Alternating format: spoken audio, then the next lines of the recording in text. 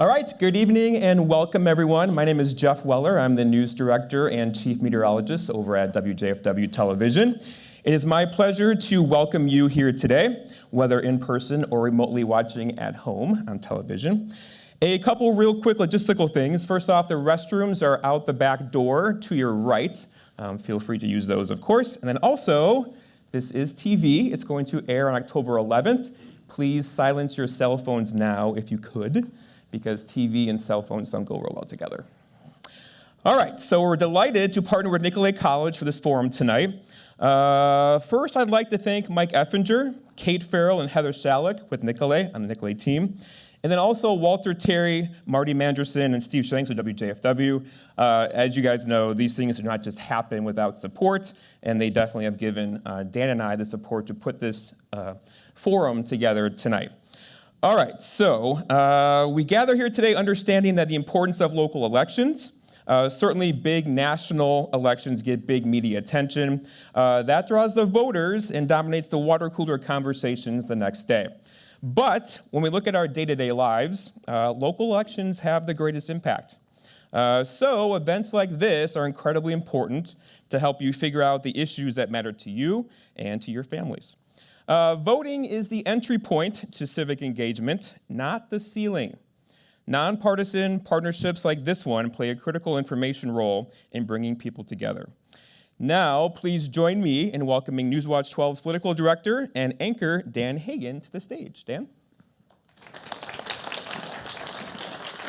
Thank you, Jeff. Hello, everybody. So I grew up in Appleton, Wisconsin, and my two parents, when I grew up, their votes would cancel each other out. My dad would vote Republican generally, my mom would vote Democrat generally. This wasn't really a point of contention between those two, rather it was a point of many jokes. They'd be talking to folks, yeah, we cancel each other out anyway, why are we going to the polls? Of course, they voted as often as they could. But it lends a point of politics has changed, you know? That sort of thing doesn't happen as often anymore. And another thing that they did was they also decided, you know, on who the best candidate was. It wasn't just looking at the R or the D. They would look at the name on the ballot.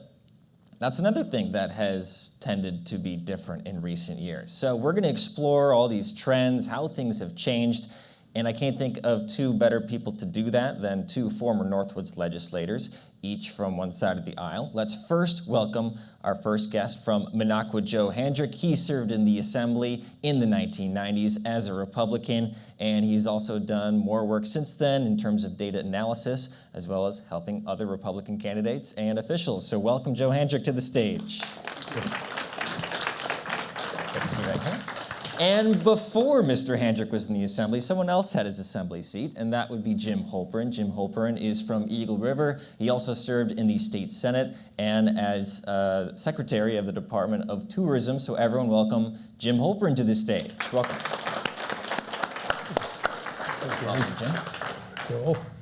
So I'm already thrown off, you guys, because where are the fisticuffs? This guy took your seat, Jim. I mean, you're shaking hands. I thought we're supposed to be, you know, trying to beat each other. So what are your guys' you have a good relationship? Excellent, excellent. And interestingly enough, the very first time I appeared in public was in this room at a debate with Jim Holperin when I ran against him. And the last time I appeared with Jim Holperin in public was at a sportsman convention where I was giving him an award for being a friend of sportsmen. So I think in there is a message for modern day politicians, which is you can disagree on issues and you can battle it out during the day, but at the end of the day, you ought to treat each other decently and you can still get along and give each other awards and be nice to each other and follow each other's career and wish each other well. It doesn't have to be this nasty business that it's turned into. Yeah, what are your thoughts on that, Jim? Yeah, well, I agree completely, Joel, with that. And of course, that's easy for us to say now because we don't have a stake in anything anymore. But it has become nasty and vile and vicious. And that's just the accepted norm in politics today. And that's unfortunate for voters, unfortunate for the people in office. And it doesn't look good for democracy.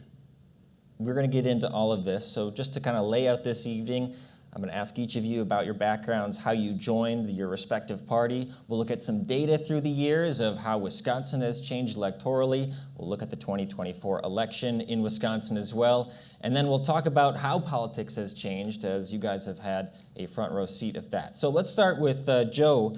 Joe, I know I can smell the Ronald Reagan on you right now. I'm sure he was a big inspiration for you. Tell me about your upbringing and why you decided to join the Republican Party. Ronald Reagan was, and to this day is one of my heroes, and the kind of person that I think exemplifies standing up for what you believe in, but being a decent human being.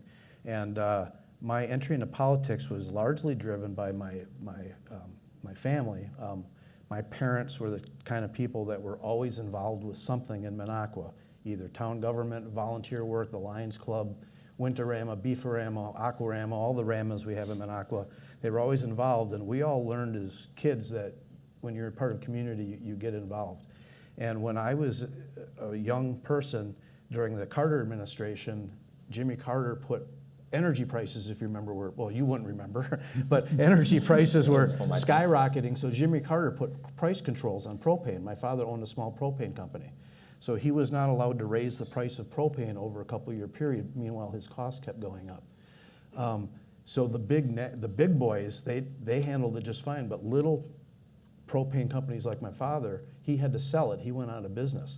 Ronald Reagan got elected, took those price controls off of the energy sector, and my father then actually started his business up again and got all his customers back. That was really pretty much that baked it for me, that this was the philosophy of government that I was going to follow. Yeah, it's interesting to note that I think it kind of depends on when you're born and who the leaders are of the country and of the state when you're kind of in those formative years. I'm curious, Jim, did you have a similar experience when you joined the Democratic Party? Well, I dropped out of law school in 1974 and was in Madison and worked part-time at the Department of Revenue as an errand boy. And in the evening, I would go up to the state Senate and I would sit in the gallery and watch the proceedings. Had no previous interest in politics, really. My family wasn't political. And watch kind of some of the titans of that time, Bob Caston and Fred Risser and Doug LaFollette and all the names that were, Tom Petri at that time. And that fascinated me. These people were making important decisions that affected the lives of everyday Wisconsinites all over the state. And I thought this is a really fascinating occupation, profession, if you will. And so shortly after that, I applied for a position in the Assembly Democratic Caucus. It could have been the Assembly Republican Caucus, I guess. But I got it because of my work in radio previously. I got accepted and worked there for a few years. And it was fascinating work. And I wrote letters for legislators and helped them with constituent relations. A couple of years later, I went to the Senate and was hired as assistant chief clerk in the Senate, did that for a couple of years, and then moved back up to northern Wisconsin, always keeping my interest in politics alive, and just decided to run for the state assembly. I think people thought it might have been a lost cause then because the seat had been held by Republicans, but I worked fairly hard at it, got elected, and served for 12 years there, and then in the Senate later. And I have to point out, this is actually a fact that Joe told me. Jim Holperin is the only person in the United States, I think, to survive 2 recall attempts. Is that right, Jim?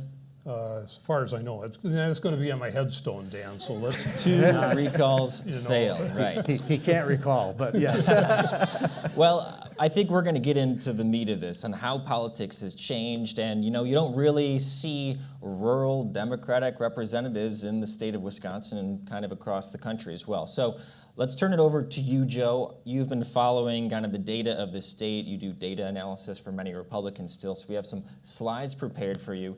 So tell us about this shift in politics in Wisconsin. I think a lot of it comes down to Donald Trump's presence. Sure, and a lot of the data analysis I do is actually for the non-elected people, for nonpartisans, the people in the lobbying world and that need to follow the elections and know which side is going to come out on top. So the data I try to put forward, I try to be objective and not put a partisan twist on it. But if you want to go to that first slide, There's really been two big changes in the last 40 years. The first is that Wisconsin has long been a state that either party can carry statewide, but yet the way Republicans or Democrats get to 50% today looks radically different than it did 40 years ago. And I'll show a couple maps that shows that. The other change is, and this involves Jim Holperin, and I'll show how that is later, there's a lot fewer ticket splitting voters. You used to have a lot more people that were willing to go in and vote for a Democrat and a Republican and a Democrat and a Republican. That universe of people is much smaller nowadays, and that's part of what has led to some of the polarization. So if we want to go to the next slide, this is show that first picture. This shows what it looked like in 1980 when Bob Caston won Wisconsin for the U.S. Senate very narrowly. You can see that Madison and Milwaukee, blue, they've always been blue, they still are, but a large swath of northern and western Wisconsin was also blue. Now let's fast forward to Ron Johnson's victory just 2 years ago. He also won Wisconsin very narrowly as a Republican, but the map looks very different. Madison and Milwaukee are now much more blue than they ever were. And a lot of that blue in northern Wisconsin, including our neighbor Forest County and western Wisconsin, is now red. So what's happened is the state's still 50-50, but now a lot of that Democratic vote is concentrated in Milwaukee and Madison, and the Republican vote is sort of spread out and taken over much of the rest of the state. The next map, I think, will show that. Well, this is just the two maps side by side, so you can see the change. And then this next map will show what these dots are Biden and Trump margins by county. So the larger the red dot, the more votes Donald Trump won by. Same with Biden with the blue dots. And you can see that northern and western Wisconsin, which used to be a lot of blue, is now red. But look at Dane County and Milwaukee County, that intense level of blue that comes out of those two counties. That's really how the state shifted. And then the other shift that's come along since Trump has been on the scene is that Republicans no longer do nearly as well in the suburbs, but they do better in rural areas. And I got a slide to illustrate that for you. Elm Grove is a Milwaukee suburb. Now remember, Mitt Romney in 2012 lost Wisconsin, but he got 69% in Elm Grove. Donald Trump, who barely lost Wisconsin, in 2020 only got 51% in that same suburb. That's a visualization of just how much damage has happened to Republicans in suburbs in the Donald Trump era. Particularly suburban women don't like President Trump. But the flip of that is up in northern Wisconsin in White River, it's a town in Ashland County, you can see Trump did significantly better than Mitt Romney. So that's what I call the Trump effect. That's a lot of how the state has changed. We can go to the next one. Now, so that's that polarization I was talking about, that we're not even though we're a purple state, there's very few purple areas. There's either blue areas or there's red areas. Then remember the second factor I talked about was there's fewer ticket splitters. This is, to me, an amazing slide. In 1990 and 84, there's a picture of the old 34th Assembly District. Ronald Reagan got 62% of the vote. And on the same day, on the same ballot, with the same voters, Jim Holperin, Democrat, also got 62%. This guy, 62%. 20. Thank you. Yeah. That's a 24% swing. That won't happen today. It just won't happen. The next slide, this continued into the 90s, same district. Bill Clinton, Democrats could actually win the 34th district at the top of the ticket into the 90s. Bill Clinton beat Bob Dole in the 34th. But some guy named Joe Handrick on the same day as a Republican got 66% in the state assembly. Again, an 18-point swing. Now let's fast forward to the last election. And this is not in any way a commentary on Rob Swearingen. It's a commentary on what's happened to the elasticity of the electorate. Notice Michaels won the 34th district. Even though he lost statewide by a fairly good amount, he still won the 34th district overwhelmingly with 58%. Rob Swearingen was a few points ahead of him, but you see now it's only a 4-point swing. That's that lack of elasticity, that people are voting much more straight party. They're either going to vote blue or they're going to vote red. And that's actually rather typical. Rob Swearingen performed 4% better than Michaels. Incumbents around the state usually will perform 3 to 5% better than the top of the ticket because they are the incumbent. They've been, and Jim knows this, every day you're hopefully helping somebody with a problem with the DNR or helping get their unemployment benefits. And so incumbents do tend to do better, which is why I think in the U.S. Senate race, Tammy Baldwin's going to benefit from being an incumbent too. And I think for Eric Hovde to beat Tammy Baldwin, I think it takes Donald Trump winning Wisconsin by more than just a little. I think he has to win it by a number of points in order to bring Eric Hovde with him, and I don't see that happening. I believe that's the last of the slides, but hopefully that gives a picture of just how things have changed over this time. And you can see from that as the state loses that elasticity and has fewer ticket splitters and now has red areas and blue areas, those areas are more likely or less likely to elect candidates who perhaps are moderate. Madison used to have a Republican congressman in the 1990s, but he was a pro-choice Republican congressman. But Republicans can't win in Madison now. And so the districts are either blue or they're red. And so then in the primaries, you tend to get candidates more like AOC on the left or Marjorie Taylor Greene on the right, who are not exactly what we would call consensus builders. And I have some theories on that, I'm sure both of you do, on why that shift has happened. But before we do that, I do want to kind of get into the history of you guys running, in the 80s. You're outperforming, or you're performing the same as Ronald Reagan, Mr. Holperin. So when you were making your pitch to voters, you're not saying, hey, Ronald Reagan, he's a bad guy, vote for me, and Dems all the way down. What was your pitch to voters, and what was the environment like back then?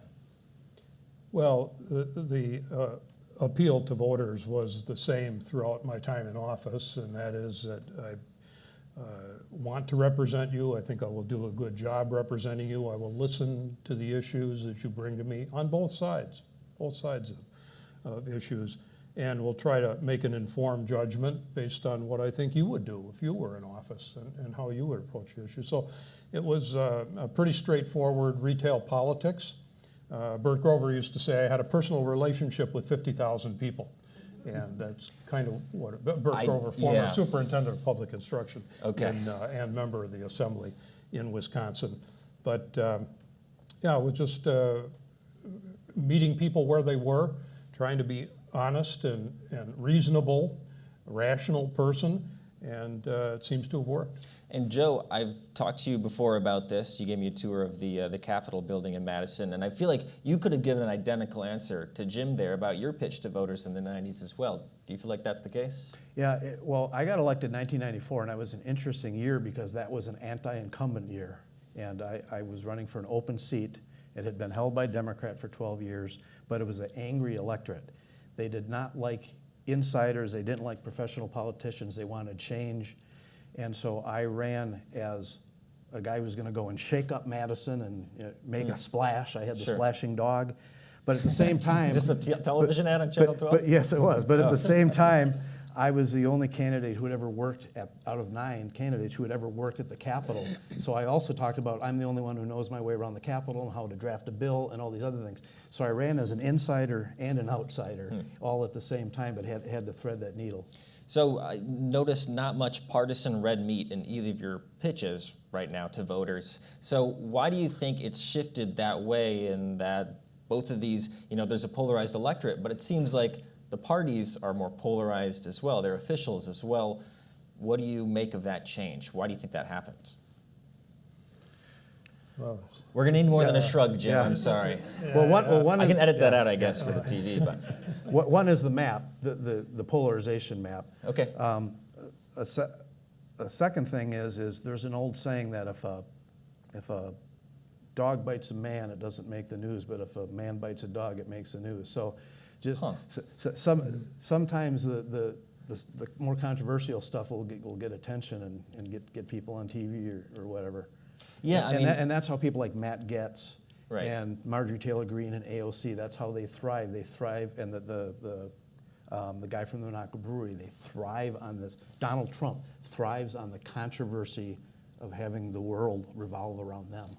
Yeah, I feel like there's an incentive structure to be playing to your base. When something happens, when something Donald Trump does, Republicans or Democrats are going to be sending out fundraising emails right after. Joe Biden does something unpopular, Republicans are going to be sending out fundraising emails right after, and they're going to be making speeches on the House or Senate floor trying to get donations. I mean, am I boiling it down too simply, Jim? What do you make of that? Well, the reason I shrugged initially is because you asked how polarization got to the point that it is today. And it's just multifaceted. I mean, there's 6, 7 different reasons why the electorate is as polarized as it is today. And you can start with social media and talk radio. I mean, the sole purpose of talk radio is for guys to be on the air trying to get people enraged and to divide different sectors of the population. And it works. I mean, they attract listeners, and it works. Social media is the same thing, and we're all on Facebook, and we can all wink and nod over the clever little digs at the other side, but every time somebody reposts or shares something like that, it's a diminution of either the person in office or the process, how they got there, and our government and democracy generally. And it's just this little nitpicking talk radio, social media. So but that's only one thing. I mean, in the political realm also, there's escalation. I mean, you go back to Scott Walker in 2011 dropping the bomb about eliminating public employee unions. Well, the Democrats said, we'll escalate, we'll go to Illinois, And so it's things like that where one side does one thing, and rather than the other side trying to figure out a way to maybe make things better or get together on an issue, they jab them in the eye. That's the first response. Well, that's just a couple of things, and there are 3 or 4 after that I'm not getting to, but time is of the essence here. Sure. Anything you want to add to that, Joe? I remember this last year when the new legislative map was adopted, the legislative Republicans, rather than facing an outcome in the state Supreme Court, introduced Governor Evers' map in the legislature, and most Democrats voted against it just because they didn't trust Robin Vos and the Assembly Republican leadership, even though it was Governor Evers' map. Right. There's this built-in distrust of what the other side is trying to do. So let's talk about Donald Trump a little bit, because he's certainly the biggest factor in politics over the last decade. He's probably accelerated these trends you were talking about, Jim, or Joe, rather. You gotta have different names. Too many J's. So why do you think he rose to such popularity in these rural areas and kind of transformed the electorate? I'll start with you, Joe. Well, for years, politicians would get over their skis on what they were promising.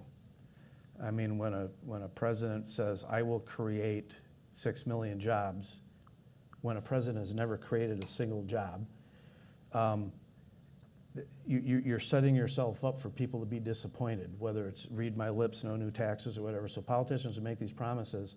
And then the way Washington is designed, it's designed for there to be compromise and actually a form of gridlock. It's intentional to stop any one branch or any one party from having too much party. So on the right, a lot of Republicans just over the years were just very frustrated with George Bush and George W. Bush and Mitt Romney and other Republicans who were just who they believe didn't actually go and fulfill the conservative agenda. So along comes Donald Trump, who says, I'm going to drain the swamp and do all this stuff. That had an appeal to these folks, even though the fact that Republicans couldn't ram through their agenda, a lot of it had to do with the fact that sometimes there was split control of Congress, other times it was the filibuster rule in the Senate. It's actually the way the system is designed, but that they were frustrated at what they viewed as the lack of progress on the conservative agenda, and Donald Trump came along and offered a version where he was just going to kind of blow a lot of that up, and I think that appealed to a lot of the frustration of the people on the right. So it's almost as if this competition, it's not like legislating is all, but this competition to win your seat over promising has kind of made a distrust with politicians. If you look at Obama's 2008 speech and his 2012 speech, you'll notice it's very different. In 2008, he's promising we're going to get the moon and back. In 2012, he's like, okay, this is actually really hard, and you should kind of temper your expectations and let's work as hard as we can. And I feel like we're seeing that right now as well. We got no tax on tips from both sides. We have $25,000 in down payment for first-time home buyers from Kamala Harris. I just heard today Donald Trump is making another promise about no taxes on overtime. So, Jim, what are your thoughts on this? Do you agree with Joe that a lot of these kind of over-promises and under-deliverances have made people kind of mistrustful of politicians? Well, in Joe's context, it's within the Republican Party that happened. And kind of beat up on the establishment Republicans not delivering on their promises. And conversely, I would beat up on the Democrats a little bit for not having a message that resonates with rural voters. And we talk about rural Wisconsin. The Democratic Party has kind of let the urban, liberal, if you will, arm of the Democratic Party craft the message for the entire party. And the Democrats still have a tremendous number of good issues that are great for rural Wisconsin. A strong, well-funded education, affordable health care for everybody, natural resource issues, acquisition of public land that benefits everybody. There are a lot of good positions and climate change, but it's being overshadowed by kind of the wacko branch of the Democratic Party.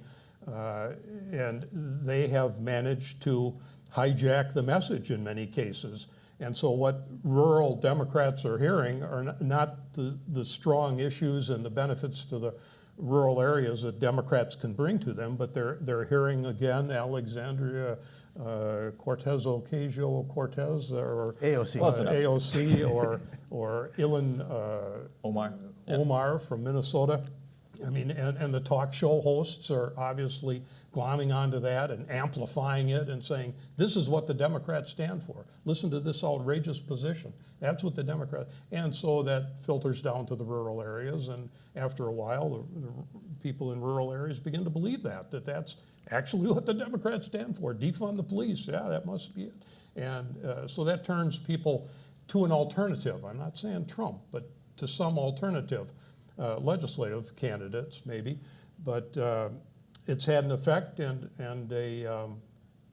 it's had an effect. Well, go ahead. And because there are very few rural Democratic legislators, that means there's very few people that are speaking on behalf of rural Democrats. So it becomes a cycle. Back in the 80s and early 90s, you had guys like Jim Holperin and Larry Sabota who represented tourism areas, so they were pro-tourism, supported school aids for property-rich areas like us, were not anti-gun. But those Democrats, as they retired, those seats became Republican, and now Jim is exactly right. The only Democrats sort of left are the ones that, at least the perception is, they're trying to take away your guns, sex change surgeries for illegal aliens in prison, all this kind of stuff. And so it becomes a cycle that there's really nothing for rural people to go to if they're sort of in the middle. So I think we can look forward now, we'll talk about this upcoming election, but do you think this is a tinderbox with, people kind of being more isolated? You're talking about urban areas being more Democrat, rural areas being more Republican. Do you see a future, let's go post-Donald Trump, whether he wins or he doesn't win in November, for some sort of change for people to kind of tone down the rhetoric and perhaps, start electing rural Democrats or urban Republicans? Well, I'll take that one, Joel. Yeah, we go. The question is, what's next, maybe? Sure. Do we continue to devolve as a democracy into this hyper-partisanship where just nothing productive gets done and we're at each other's throats all the time? I hope not. I sure as hell hope not. And who does hope that? Nobody. But I feel like they do, though. But I feel like people want that red meat more and more. Well, I've always said and believed deeply that voters are very intelligent, smart, discerning people. And I trust voters a lot to make the right kind of decisions over time to support democracy and our country and what it's always been. And I think the voters eventually are going to make the right choice. They've made some mistakes over the years, time, but mostly very smart people, all of them, both sides. And when you say, well, maybe we need to go back to the old days when, Democrats and Republicans got along, I don't know if we're ever like Harris says, I don't know that we're going back. We're going to evolve into something. And I don't know what that is. I don't know who will lead the evolution. But that's what I think will happen, that we'll somehow hit rock bottom. Maybe we're already there, maybe we got to go a little lower. But I think we will evolve back to a better society, to a better electorate. I think I needed to hear that, Jim. A very hopeful message. Thank you. Well, I like that. I believe that, and I think it's going to come from the younger generation. It's not going to come from today's politicians. And Yes, that is a great point, because I have a son who's 21 and a daughter who's a few years older, and they tell me that there's very little party affiliation. They're looking for honesty and straightforwardness, and I mean, that generation wasn't real crazy about Joe Biden, and they're not real crazy about Donald Trump. Very independent thinkers, so that's good. We got some good news, I thought, in this primary that was just held on the Republican side. There were a number of candidates who challenged Republican legislators on the platform of, the 2020 election was stolen and all that stuff. And for the record, Joe Biden won the state of Wisconsin in 2020. Donald Trump did not win the state of Wisconsin. But there's people that just insist on regurgitating the past and bringing this up. Those candidates that ran that platform all got beat decisively in the Republican primary. So Jim is right. Voters at the end of the day, I think, are a lot smarter than the pals tend to give them credit for. So maybe these new maps that you didn't draw this time, maybe it helped some partisanship go down? Is that what you're saying? I'm trying to sneak one over on you right now. Yeah. I got to get some context, by the way. So Joe right here was very involved in drawing maps in Wisconsin, legislative maps that were seen by many as gerrymandered. I know you would refute that, but perhaps these districts that are less partisan will encourage more people to vote for more moderate candidates? There are more 50-50 type districts. The downside to it is the state assembly now is likely going to be relatively close to 50-50. And that means it's going to be more like Congress, where you can have 2 or 3 wingnuts sort of hold the entire body hostage like they did with the Speaker McCarthy. Sure. That's the danger of having that, but in the end it might be a good thing. Well, we're going to have some questions soon. We're going to have one more question for Joe and Jim, so everyone in the audience, start thinking about a question you'd like to ask Joe and Jim. So let's talk about this November. New Marquette poll shows Kamala Harris with a slight lead in Wisconsin. I've seen J.D. Vance and Kamala Harris and Tim Walz and Donald Trump many times in Wisconsin already. I'm expecting more visits to the Badger State. So I don't know if you have any predictions about what's going to happen this November, or at least what you're looking for on election night. I know you can talk to the date a little bit, Joe. Historically in Wisconsin, for whatever reason, the Democrats do better in polling in June, July, August, September, and Republicans, Scott Walker was always losing up until October. And so this latest poll shows Harris up. I gotta believe that at the end of the day, on election day, this state is gonna be very close one way or the other. I just don't run into very many people.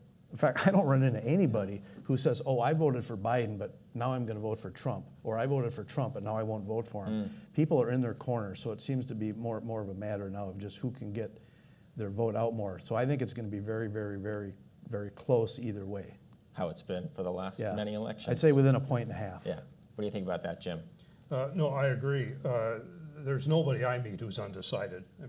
Even if they claim to be so. I think everybody kind of knows what they're going to do. But in the fall, I think the deciding factor, and it will be a very close election, I agree with Joe. I think the deciding factor are kind of the low propensity voters.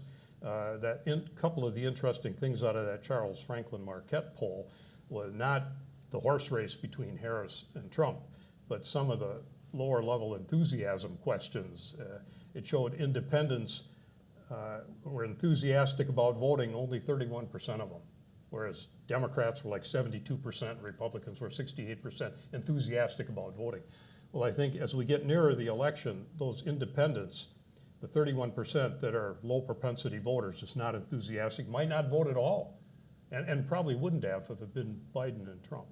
I think they'll go out, they will be energized by all of the churn over what's going on in politics today, and they will go vote, and they will take their civic duty seriously, as everybody does who goes to vote. But they'll be casting a vote for those third-party candidates, maybe, if they're really angry about the establishment candidates that they're being offered. So, you know, Chase Oliver and RFK is still on the ballot. Jill Stein as well. And Jill Stein. And so I think that the poll showed 9% will go there, and I think that will be 9%. So that's going to make a big difference. But it'll be a very close election, and if a lot of those voters who are low propensity get enthused and go out and vote, that's what's going to make the difference. People who wouldn't have voted are going to go out and vote. Yeah, I think that's an understated portion of the election, or these third-party candidates. The margin of victory of Donald Trump over Hillary Clinton in 2016, that margin was smaller than the amount of votes that Gary Johnson got, the Libertarian candidate, or Jill Stein. I have many more questions, but let's open it up to anyone who has a question for these two experts up here. All right, we have you in the front. Please come up. Another former state legislator.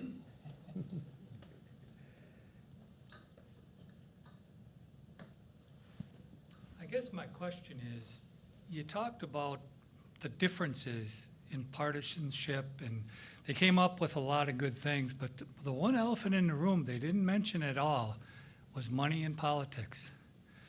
When I ran for office, we got a state grant of $6,200. I raised a little money from donations from poor people that generally live in rural areas.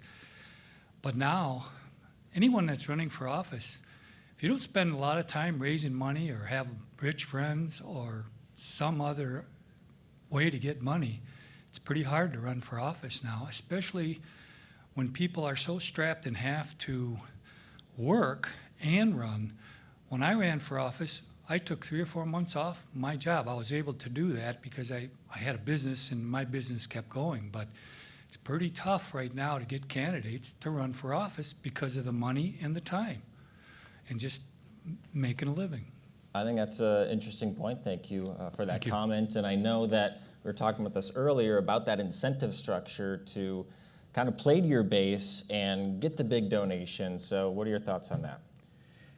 I just know at a macro level in Wisconsin, Democrats this cycle, as they did 2 years ago and 4 years ago, are going to have a lot more money to spend on races at the legislative level than Republicans do.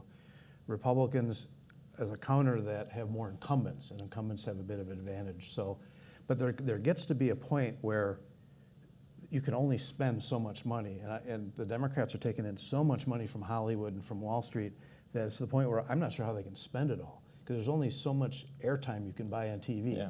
And of course, if you're a state assembly or Senate candidate, you get bumped off of TV by all the federal candidates who have preemptive rights. And so I know a couple years ago, the Democrats had so much money, they put $1 million against Robin Vos, the speaker, just because they had it. There's no chance they were going to win his seat, but they had $1 million extra laid around. But I think it's getting almost to the point of no return. I mean, how many mailers can you send out to somebody saying, you know, my opponent, you know, kills dogs or whatever? Or eats them. Or eats them.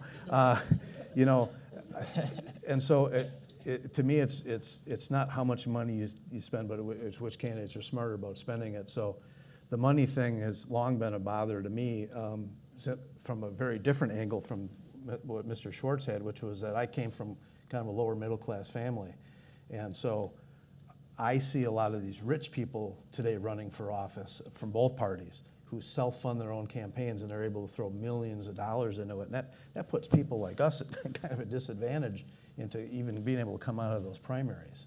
Yeah, I wasn't familiar with this concept of getting a state fund to run. I'm assuming that doesn't exist anymore. Did you guys have that? I think it does, but the only candidates that take it, yeah.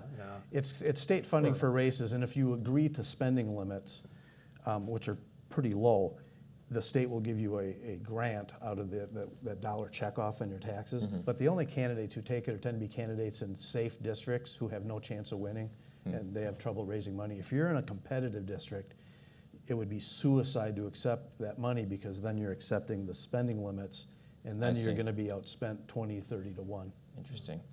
And I agree with Jerry that money in politics has been tremendously corrosive. And we had these election spending caps or some similarity to them come out of the Watergate years and kind of the Jimmy Carter reform years. And we had a lot, it was a big issue, election spending and how we were going to control it. And then the Supreme Court came along earlier in the century and, kind of said free speech is free speech, and that free speech equals money, and so spend away everybody. And now it's not an issue much. I mean, it is still corrosive, I think, of politics, but nobody mentioned it at the debate the other night, right. And it's not on any editorial pages anywhere. Yeah. So people have come to accept these huge sums of money, and I guess it's okay. Any other questions from the audience? So you mentioned the debate. That was interesting. So was the first debate. So, when I was watching the debate, Joe Biden and Donald Trump, instantaneously, I knew Joe Biden was absolutely not doing very well. And I felt similarly at this most recent debate for Donald Trump, just in regards to Kamala Harris seemingly setting traps for him. She gets a question about immigration. She talks about crowd sizes. And then he's talking about crowd sizes during probably his most popular campaign issue. So that was just kind of my takeaway, and we can argue about whether it'll matter or not, but you guys watched the debate. What did you think of it? We'll start with you, Jim. Well, it was a great debate, as they all are, and the question is whether it will move the numbers. And because, as we mentioned earlier, so many people are dug in on both sides, minds are made up. I don't think it will change the polls that much, maybe a little bit here, but a little bit there. But basically, it's going to be a get out the vote effort, and how the independents, or if there are any undecideds, whether the independents get out and vote, and then if they do, who do they vote for? So I didn't watch the Trump-Biden debate. I said on Facebook I would rather have Tabasco sauce dripped in my eye while listening to Uma Paloma Blanca, but I did watch. Not familiar with that one. Well, you're lucky. Yeah. But I did watch the debate the other night just because it's just like a bad crash in the interstate. You gotta watch, and Trump clearly lost the debate. But there's two questions to ask: is who won the debate, and that, if you think about it, doesn't matter. The second question is, who is going to benefit from the way the debate went? And most Republicans will acknowledge Trump did not do a very good job. Neither of them made a fatal mistake. But the data is already starting to come out that that small sliver of people who are looking for an answer to why lettuce doubled and are looking to learn more about Kamala Harris, who they're not real familiar with, they didn't get very much from her. So even though Trump stumbled and didn't do well, if the needle moves, and Jim's right, it's not going to move much, I think the debate actually might have helped Donald Trump even as he lost it. I don't quite understand, because I feel like she was at least staying on message, and I feel like most post-debate polls showed her doing better by like a 2-to-1 margin. So I guess try to explain that, why you think it'll benefit Donald Trump again. The very first question was about inflation in the economy, and she talked about her background and upbringing. She didn't actually answer the question. So the people like us who are into these things that sort of know where we're at already, you got to remember, if you're undecided at this point, you probably don't think the way we all do. Right. In other words, you're motivated by something else, and I'm not sure what that something else is. But particularly with Harris, the people that are just tuning in now just aren't real familiar with her, and that very first question, I think, was harmful for her because she didn't answer it. She didn't address what she was going to do about the very problem that she caused. And people are starting to connect those dots. And so when you just look at the polls, well, who won? Well, a whole bunch of people said she won that aren't going to vote for her in a million years because, quite frankly, if you're just looking at debate, if you're assessing points, she clearly won the debate. She's a better debater at that night than Donald Trump was.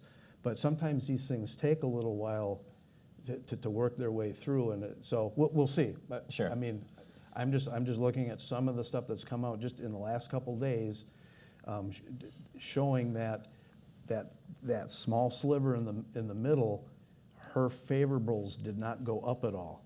And if they're unsure about her, there's an old saying, people will vote for the devil they know before the devil they don't. And know Donald Trump whatever you very say well. about Donald Trump, everybody knows what he is and what it was like when he was president.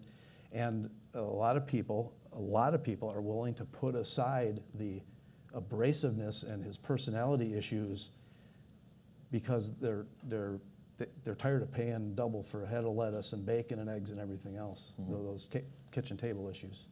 Yeah. Anything you'd like to add, Jim? Well, I think we're about ready to wrap up. Does anyone else have some final questions for us? Yeah, go ahead.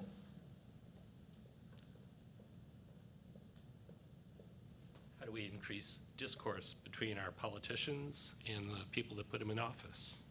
Very good. So before you sit down, so follow-up, so you're looking for public officials to be have like more town halls and that sort of thing, and be... Well, when Newt Gingrich was elected, or won the 1994 election, a number of reforms were instituted in Congress, shorter work week so people could get home, but that meant they spent less time with the people they have to fight with. So what sort of like structural reforms could we do to improve Congress at the national level, and what can we do at the local level for citizen discourse? Okay, thanks. Well, use the word citizen, that's important. I've always believed in a citizen legislature. You should spend as little time in Madison or Washington as possible because those are make-believe places where make-believe things happen. The real people are back in these districts. And so that's one thing, is demand that your local officials are back in their districts, attending every function there is. The other thing is just being willing to work with people of the other party. I passed a law with a guy named Gary George, who is a very liberal senator from Milwaukee, who I probably wouldn't agree with on almost anything. He and I passed occupational therapy licensure together because I looked at it and said, I want to get it passed. And he's the guy in the Senate that could help at the time, that could help get that done. And so if the legislator, and Jim mentioned this very early on, when he talked about what his mission was in Madison, it wasn't to see how much money he could raise or to see how much hell he could cause or pain he could inflict on the other party. It was, could he do good things for the district? And part of that falls on us as people and constituents to demand that of our elected officials. I know I've never sent out a news release attacking a neighboring legislator. They do that all the time now. Just they're vicious at each other. And are the politicians really completely at fault? When you look at the way constituents talk to each other on Facebook, or are the politicians simply reflecting the society? I would argue it's actually a little bit of each. And Jim had a great point earlier about social media, and the little bit of, I would add to that, it's also the anonymity of it. The fact that you can sit in your mom's basement or in your house and you can throw bombs at people without ever having to look them in the eye.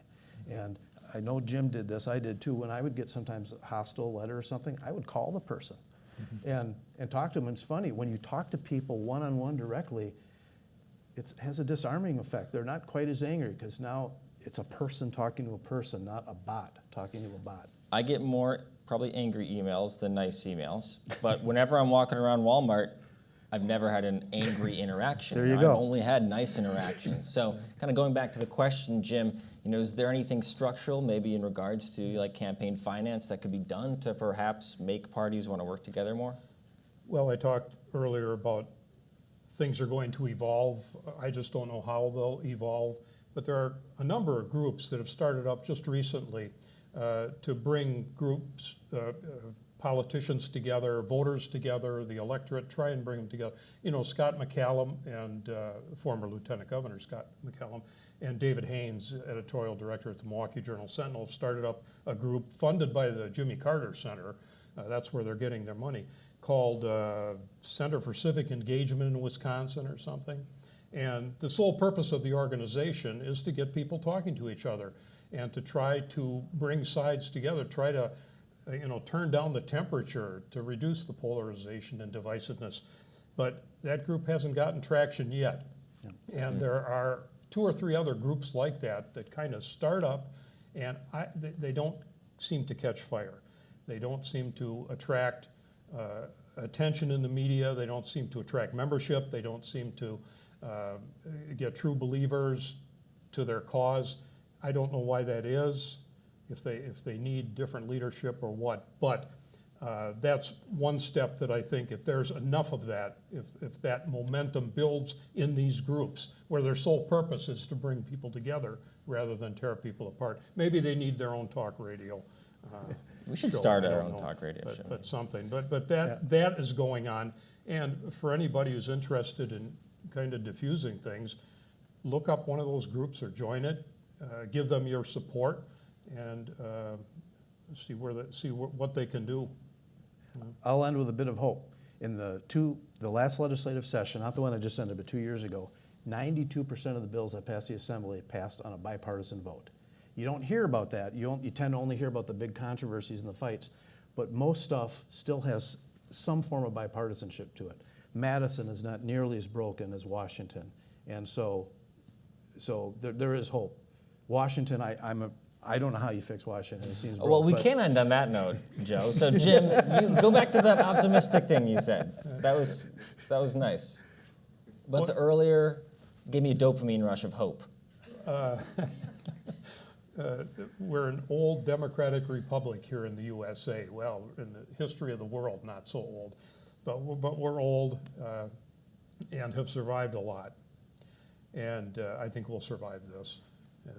And again, it's the younger generation. I think we got to count on today's 20-somethings to see a better future for our democracy, and I sure as hell hope that we're successful doing that.